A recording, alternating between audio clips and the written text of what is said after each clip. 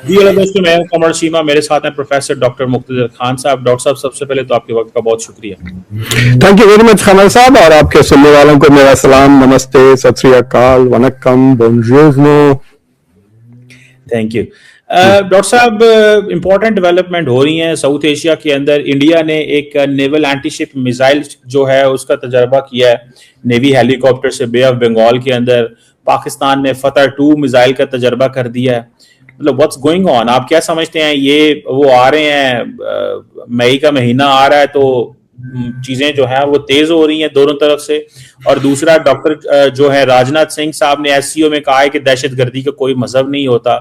तो वो कई लोग कहते हैं पाकिस्तान के अंदर बात कर रहे हैं, इंडिया के अंदर भी बात कर रहे हैं कि ये पहले तो मुसलमानों को बहुत ज्यादा टारगेट किया जाता था, तो ये क्या हो रहा है? तो डॉक्टर साहब, पहले तो यहीं से शुरू करते हैं, देन वी गो ऑन। तो जो टेस्टिंग हो रही है, a lot of it is domestic consumption के लिए है, पॉस्चरिंग के लिए है एक तरह से। सो अगर आप नोटिस करें कि there is an asymmetry in the test. जो आपका वो जो मिसाइल जो टेस्ट किए है आपने, क्या नाम है उसका, अल-फतह 2, तो वो 400 किलोमीटर की रेंज है and it is suppose to go S-400 के खिलाफ। It is suppose to target S-400 के खिलाफ। इंडिया ने अभी अनाउंस किया कि वो शायद 2 या 3 और S-400 खरीदेंगे रशिया से। ये कहा गया है मेरा ख्याल है S-400 हाँ, भी। तो बिकॉज देखिए, जो ऑपरेशन सिंदूर में जो MVP था वो S-400 था। So from an Indian side of view, the best performance जो दिए हैं weapons where S-400 was the best performing thing। और दुनिया में हर जगह जहां भी इस्तेमाल हो रहा है S-400, अगर ईरान के पास S-400 होता तो it would have been an entirely different scenario जो ईरान वॉर का चल रहा है। तो पाकिस्तान का जो वेपन्स है दे आर टारगेटिंग इंडिया, लेकिन इंडिया की जो नई टेस्ट कर रहे हैं, it is an anti navy naval weapon है वो। That is an anti China. Bay of Bengal में उसको टेस्ट किया, और it is basically critical to posture. Bangladesh के करीब है और अभी वेस्ट बंगाल में इलेक्शंस चल रहे हैं, तो वो सारा चीज कॉन्टेक्स्ट को रखते हुए India is trying to show कि इट इज डेवलपिंग एक ऐसी कैपेसिटी। क्योंकि देखिए, the theater of war in the near future is the Indo-Pacific। और Indo-Pacific यानी 2 ओशंस का चक्कर है ये, इंडियन ओशन और पैसिफिक ओशन। और एक चीज जो हो रही है दुनिया में, जो तेजी से कंपटीशन चल रहा है, वो नेवल फोर्सेस जो बढ़ रहे हैं। और कहते हैं कि चाइना के पास 70 गुना ज्यादा तेजी से वो नेवी शिप्स बनाता है compare to the US। Literally 70 times faster. ये और बात है कि चाइना की नेवी शिप्स आर स्मॉलर और फास्टर विथ मोर वेपन्स। कहते हैं छोटे हैं और तेज हैं और हथियार ज्यादा हैं उनके पास कंपेयर टू अमेरिका के शिप्स जो बड़े हैं। स्पेशली इन अमेरिका के पास अब 11 aircraft carriers which can be used at any given time. सारे के सारे न्यूक्लियर पावर्ड हैं। So the main competition is in the ocean sphere। इसको कहते हैं डीप, क्या कहते हैं, ब्लू वाटर नेवी कहते हैं उसको, जो डीप सी में जो, तो वो कैपेसिटी इंडिया बढ़ा रहा है। क्योंकि द क्वेश्चन ये उठती है कि भाई आप इंडियन ओशन को अपना स्ट्रेटेजिक स्फीयर समझते हो, तो क्या आपके पास वो कैपेसिटी है कि आप उसको पेट्रोल कर सकें इंडियन ओशन को। पाकिस्तान की navy is historically the weakest link. यानी पाकिस्तान की, it is very interesting, Pakistan की आर्मी इज ऑलवेज डोमिनेंट, लेकिन परफॉर्मेंस अच्छी करती है एयरफोर्स आपकी। So it is your air force which is the man of the match. Army dominate करती है, बजट भी कंट्रोल करती है, नेवी थोड़ा आपके पास्ट कमजोर है। तो India navy buildup is not anti Pakistan या पाकिस्तान को focus, it is focused on China and India की कोस्ट लाइन को नजर रखते हुए। इंडिया अब ऐसे 3 या 4 ही मुल्क हैं दुनिया में जो 2 एयरक्राफ्ट कैरियर वाले मुल्क हैं। So they are India, China, America तो है ही, और मेरे ख्याल से बर्तानिया और फ्रांस, मे बी 5 कंट्रीज, या फ्रांस भी एक ही है, दूसरा बन रहा है उनका। तो there are I think only 4 countries which have 2 aircraft carriers. तो इंडिया की नेवी ठीक ठाक है, and so India is investing in its naval buildup. और खबर ये आई कि इंडिया ने अपना budget, defence budget ratchet up कर दिया। It is now reach $90 billion के करीब हो गया इस साल। राजनाथ सिंह की जो बात आपने पूछी है, इट इज वेरी इंटरेस्टिंग। तो मैंने थोड़ा सोशल मीडिया के कमेंट्स पढ़ रहा था, तो जो सोशल मीडिया के लोग बड़े नाराज थे कि ये कहना कि मतलब इंडिया में तो हर चीज इस्लाम इस्लाम इस्लाम कहने पे तुले हुए हैं। It is so interesting. एक तो इस्लाम को वो एकदम ही मतलब बुरी नजर से देखते हैं, फिर डरे हुए हैं कि भारतवासी इस्लाम में कन्वर्ट हो जाएंगे और उसके खिलाफ लॉज भी पास कर रहे हैं अगेंस्ट कन्वर्जन। बट लोग कह रहे थे कि भाई क्या राजनाथ सिंह ने ये तकरीर पढ़ने से पहले उन्होंने क्या ये स्पीच देखी नहीं, कि he did not read this speech? ये सवाल था कि has he not read this speech? और let us see, अगर कोई रिपोर्टर उनसे पूछता है कि what he meant by it and if he clarifies या नहीं। अब बार बार फ्रीज हो जा रहे हैं जी। अच्छा, वो पता नहीं इंटरनेट का या शायद यहाँ पे कोई मसला होगा, आई डोंट नो।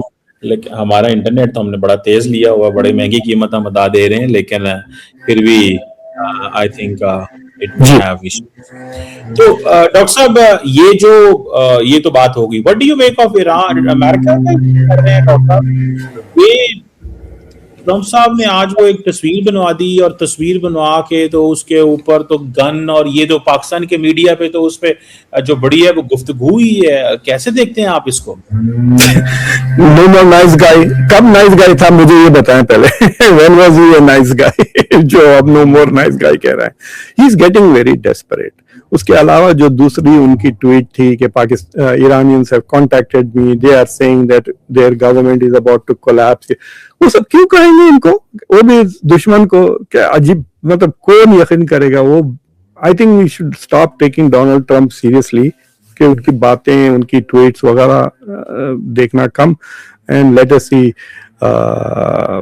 मतलब कि करते क्या हैं, और कर तो कुछ नहीं रहे हैं। बातें तो बड़े बड़े किए थे कि हम सिविलाइजेशन को डिस्ट्रॉय कर देंगे, हम ये कर देंगे, हम वो कर देंगे, but none of that has happened.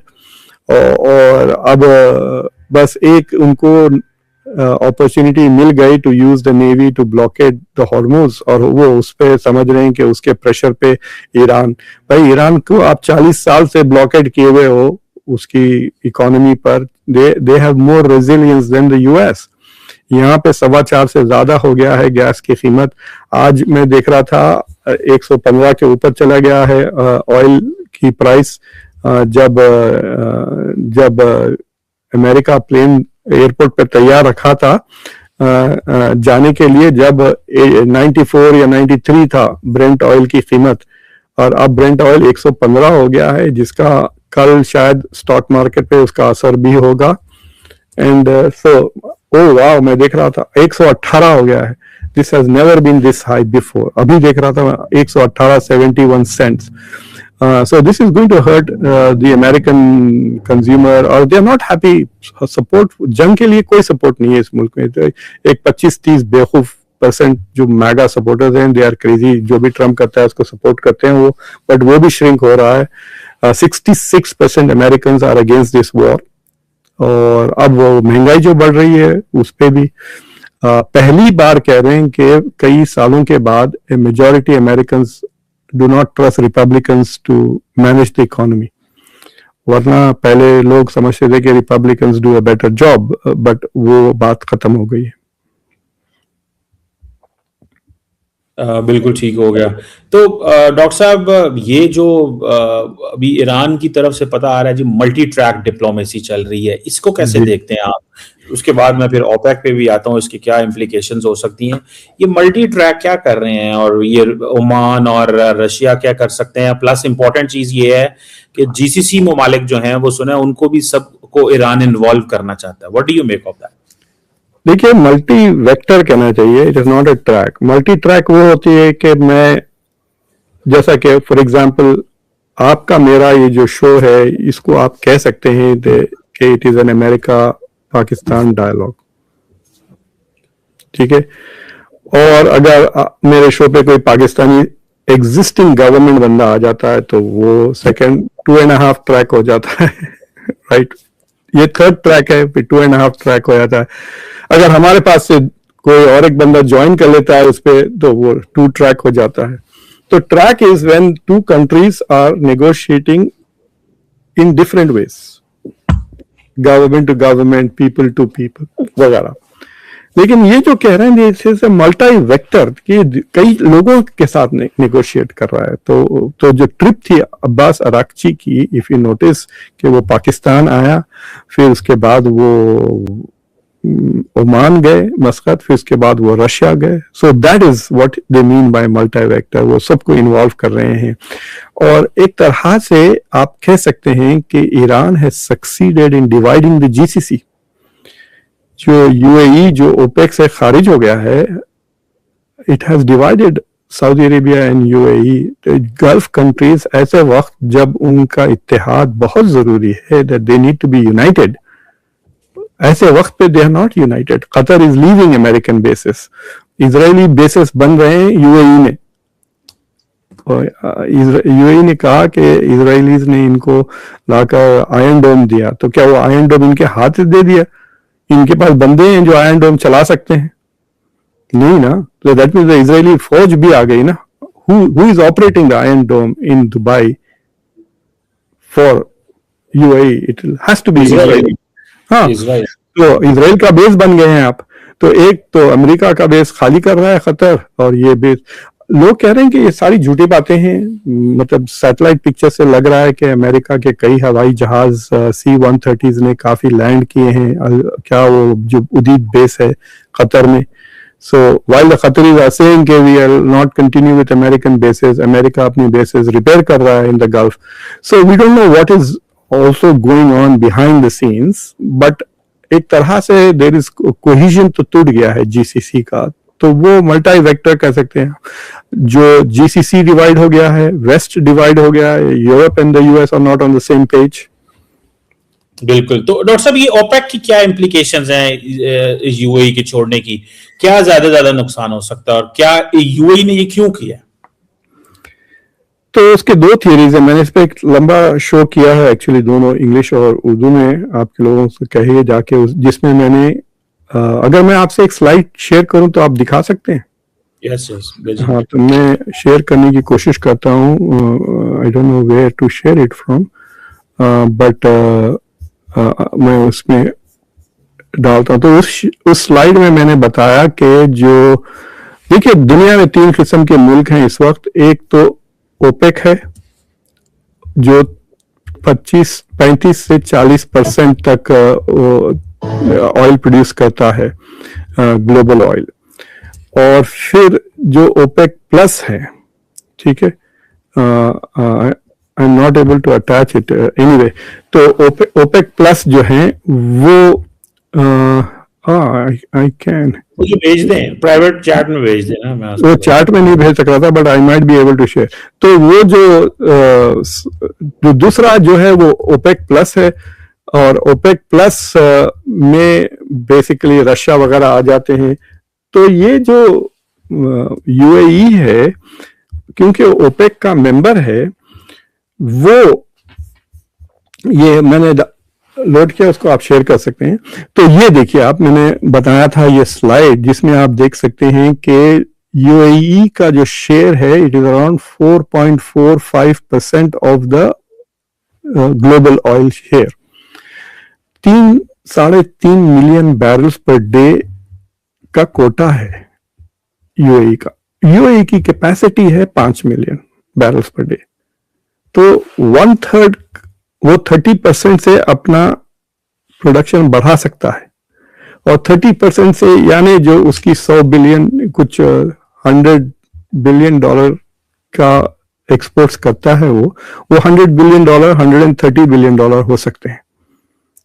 And क्योंकि वो ओपेक में है, सऊदी अरेबिया कंट्रोल करता है कि कौन कितना प्रोड्यूस करेगा ताकि it can control the price. UAE सोच रहा है कि वो आजाद। तो ये इकोनॉमिक आर्ग्यूमेंट है कि it wants to sell more because उसका काफी नुकसान हुआ है। जो दूसरी थ्योरी है वो जियो पॉलिटिकल एक्सप्लेनेशन है। देखिए, अगर तेल ज्यादा प्रोड्यूस करने लगेगा यूएई तो कीमत कम हो जाएगी, तो उसका कुछ फायदा होने वाला नहीं है। So it may not really help UAE as much. लेकिन कह रहे हैं कि UAE अब basically is leaving the Saudi hegemony के खिलाफ बेसिकली ये अपना बॉस चेंज कर रहा है. It is leaving Saudi Arabia and accepting Israel as its boss. तो अब वो आइंदा 10, 50, 15, 20, 25 साल वो इजरायली हेजेमनी के अंडर रहेगा, बिकॉज इट हैज रियलाइज के इसका future is tied, at least they see their future tied to the west. US से पैसे मांग रहे हैं, यूएस से करेंसी स्वैप कर रहे हैं और इजराइल से सिक्योरिटी मांग रहे हैं. So it is basically left the Arab world. मुझे लगता है कि OIC वगैरह सबसे निकल जाना चाहिए यूएई को, और तोबे वगैरह भी पहनना छोड़ देना चाहिए उनको. वो अपनी आइडेंटिटी ही बदल रहे हैं. दैट्स फाइन, मतलब there is no loss. UAE doesn't provide anything. It's like a मोहल्ले में बार बना हुआ है, जाके आप अय्याशी करें 2-3 दिन के लिए, फिर घर चले जाएं, वैसी जगह है.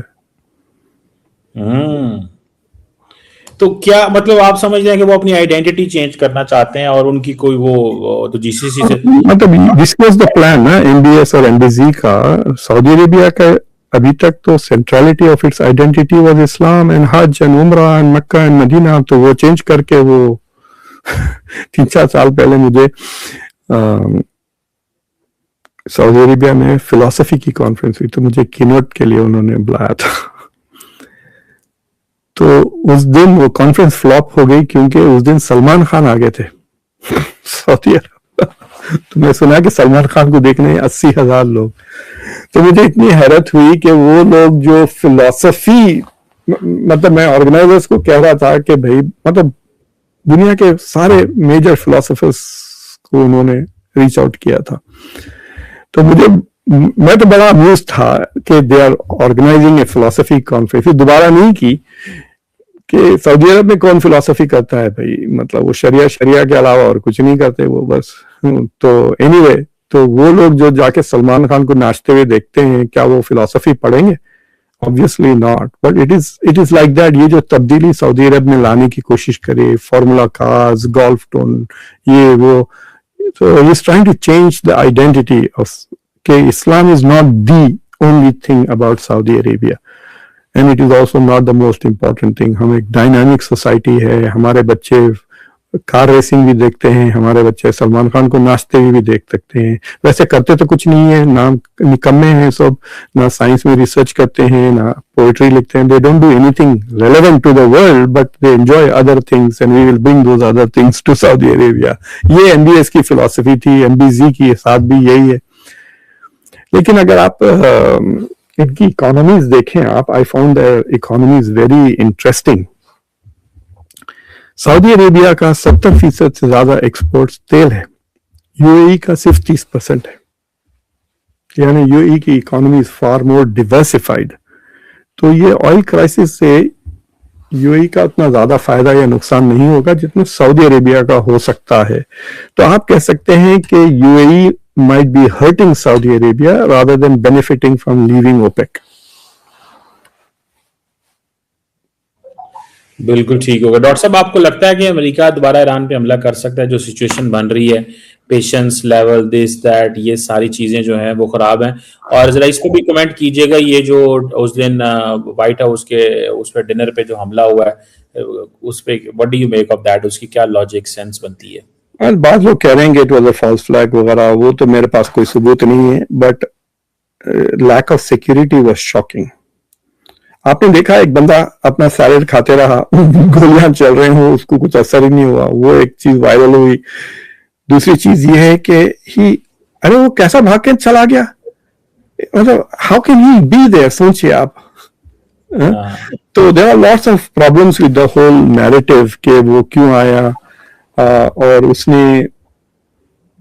उसके ईमेल अगर आप पढ़ें तो उसने कहा कि मैं अपने शॉटगन में डेडली वाले नहीं डाले उसने बुलेट, ताकि he didn't want to kill the serviceman. उसको सिर्फ ट्रंप और उसके एडमिनिस्ट्रेशन को मारना था और काश पटेल को भी नहीं मारना था उसको. वो भी कहा. So he seems like a mentally deranged person, और I don't know what to make of it. बाद लोग कह रहे हैं कि दे वुड से कि ये ईरान की तरफ से था and justify military attack on Iran, but I don't know what that is really happening. दूसरी चीज ये है कि ट्रंप अगर अब अटैक करते हैं ईरान के ऊपर तो he will have to destroy Iran की एनर्जी सप्लाई और पावर प्लांट्स, ये दो चीजें कहे थे ना उन्होंने।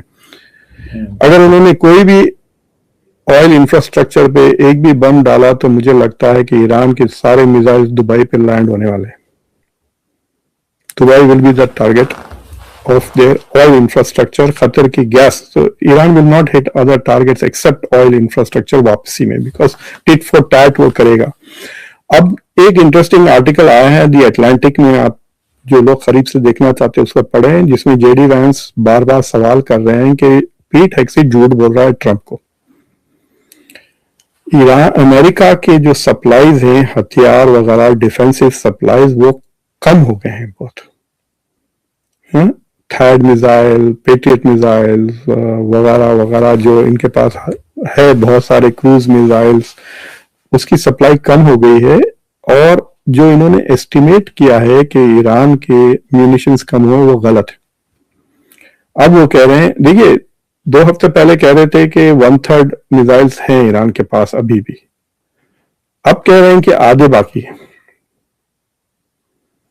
और वो बोट्स नेवी डिस्ट्रॉय, वो भी बिल्कुल गलत है। पूरे के पूरे वो स्मॉल फास्ट बोट सबके सब है, यानी आप हॉर्मुज को भी छीन नहीं सकोगे ईरान के पास से। सो दे आर सेइंग कि ड्रोन्स तो बहुत है ही, बट जो बैलिस्टिक मिसाइल्स हैं वो भी 50% ईरान के पास कैपेसिटी है, और वो तेजी से बनाना शुरू भी कर दिया। So basically what they are saying is कि अमेरिका के पास कम टारगेट्स हैं, ईरान के पास ज्यादा हथियार है कंपेयर टू फरवरी जब ये जंग शुरू किए थे उन्होंने। और फरवरी में जनरल्स ने कहा था this is not a smart move, तो अब क्या कहेंगे? ट्रंप की भूसे वाले भरा जो भूसा भरा है ना उसके सर में, like he is filling his head with a lot of crap. अभी वो जर्मनी से भी पंगे ले रहा है, अभी उसको किंग चार्ल्स के जोक्स अभी तक उसको समझ में नहीं आए, कल या परसों तक आ जाएंगे, फिर वो उसके खिलाफ भी ट्वीट करने लगेगा।